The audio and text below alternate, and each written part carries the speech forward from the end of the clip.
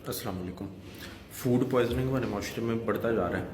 उसकी सबसे बड़ी वजह ये है कि जो हम बाहर की चीज़ें खाते हैं, ख़ासकर वो चीज़ें जो कि पकी हुई नहीं होती, जैसे कि दही भल्ले हो गए, गोलगप्पे वगैरह हो गए, इन सब की वजह से बहुत ज़्यादा मिकदार में बैक्टीरिया वगैरह जो फूड पॉइजनिंग काज करते हैं वो जिस्म के अंदर चले जाते हैं।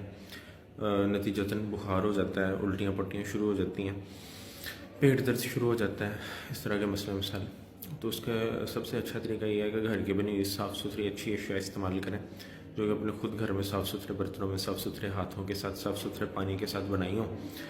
तो बाहर की चीज़ों को हत्तलूसा अवॉइड करें, ख़ासकर वो चीज़ें जो पकी हुई नहीं होती। वो चीज़ें जो कि पैकेज्ड होती हैं, जो कि बंद होती हैं पैकेट्स वगैरह में, उनमें फूड पॉइजनिंग होने के चांसेस कम होते हैं। होते तो उनमें भी हैं लेकिन कम होते हैं। जितनी खुली अशिया हैं उनमें ज़्यादा होते हैं। और साथ में ये है कि खुदा न खास्ता ऐसा मसला हुआ है तो फौरी तौर पे हॉस्पिटल ने अपना ट्रीटमेंट करवाएं।